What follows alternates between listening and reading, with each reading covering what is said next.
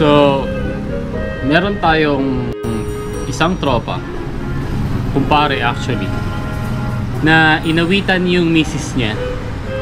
Nabilan siya ng JVT5 version 3 para sa kanyang NMAX V1. So, itong si misis, kunyari, tumatanggi, pero nag-PM sa akin at umorder. At nakuha na natin yung JVT5. So, ito.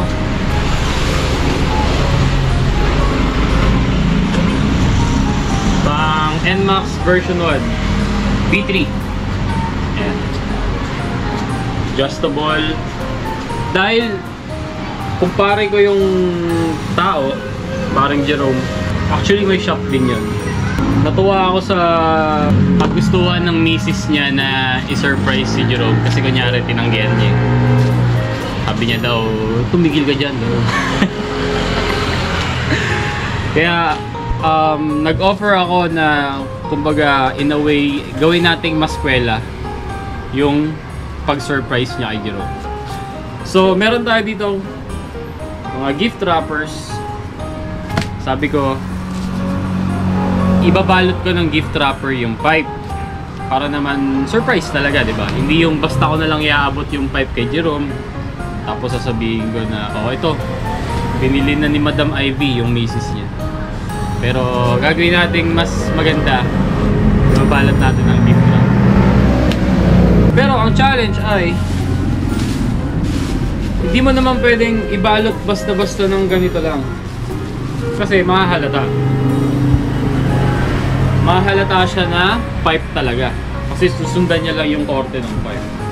So ang kailangan natin gawin ay mag-makeshift ng karton na parang ganito ang kalalabasan, and then tsaka natin i-gift wrap para hindi masyadong obvious, diba? So tara, punta tayo dun sa kabila, try natin mag-hugis ng karton na kakasya yung buong JVT pipe, tsaka natin babalutin ng gift wrap.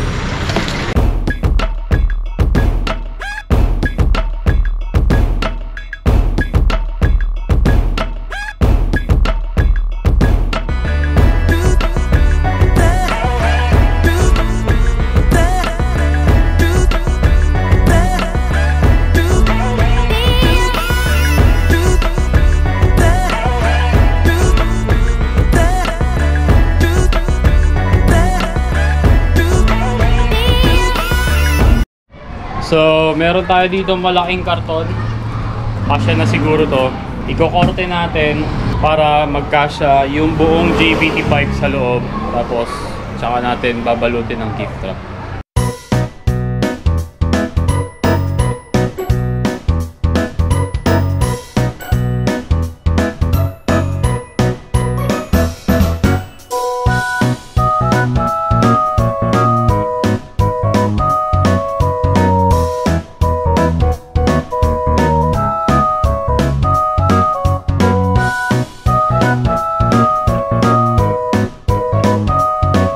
Dahil sa hugis ng pipe at isang buo siyang pipe, medyo mahirap makuha na may kakarton siya ng sobrang pantay na pantay yung pagkaka-rectangle kumbaga. So siguro magkakaroon talaga ng medyo onting bukol dito, which is okay lang naman as long as nakakarton siya para hindi pa rin masyadong halata.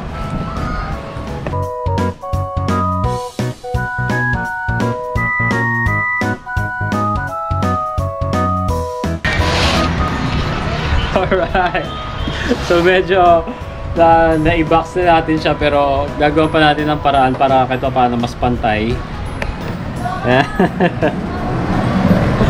Para pag gift wrap natin, hindi masyadong magiging halata, di ba?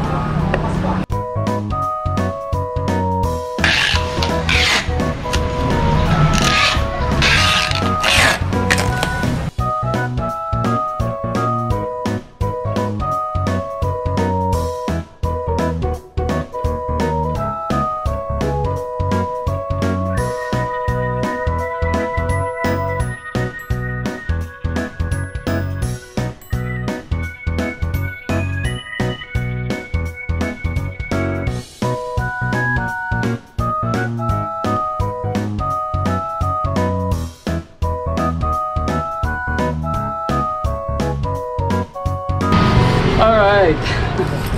All done. Oh, di ba? Hindi siya perfect. Tagpi-tagpi kahit yung mga gift wrap iba-iba. Pero ang goal lang naman natin ay madagdagan ng konting kwela yung dapat na kesa naman yung basta mo lang ibibigay yung pipe, di ba? So kahit paano, dinagdagan natin ng konting thought, dinagdagan natin ng effort. Ayun. So mamaya, dadalhin natin to kay Jerome. So-surprise natin siya. Pero syempre, galing to sa misis niya.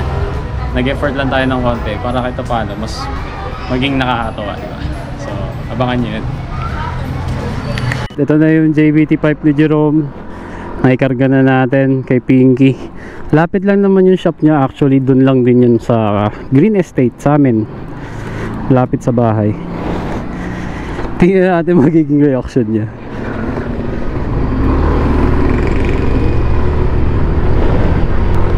Actually kanina nung dumaan ako, pinara niya pa ako eh. Ni-remind niya pa ako ulit na yun nga, o-order na daw siya. Willing to wait naman daw. Sabi ko kasi, ay kako, nung nag-check ako wala pang stock sa supplier eh. Pero kahapon ko pa pala nakuha. Hanip na yan. Dito na tayo. Ayos, mukhang wala masyadong mga nagpapagawa. Walang mga nakatambay na motor eh.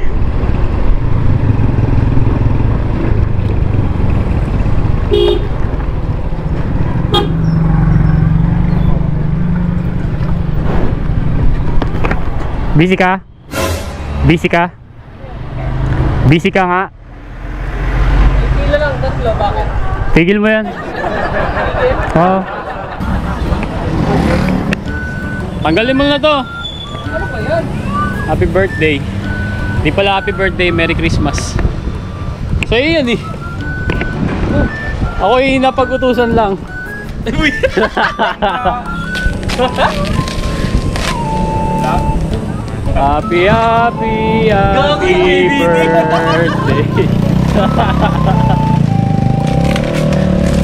Maulot ko! Baka bang spend chocolate na dyan? Teka, picture mo na kita. Ano yan? Christmas pulo? Ditson? Oh, smile, huy. Yes.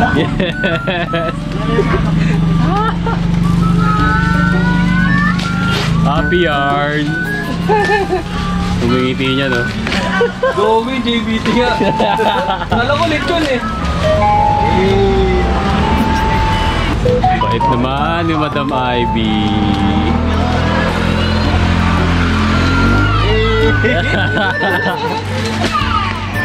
Kapit na yan. Huwag mo lang ulo, tama kasi. Para na yan, bulat na yan. Yun, no? Yeah! Okay, isa pa, picture.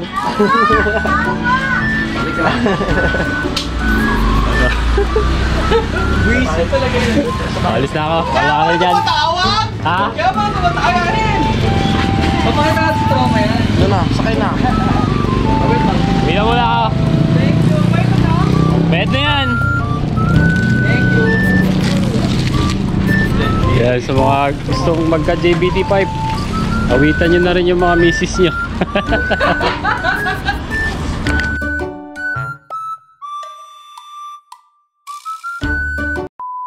Tara, punta tayo dun sa kabila. Punta tayo dun sa kabila. Tsaka natin babalutin ng bubble wrap. Tsaka natin babalutin ng gift wrap.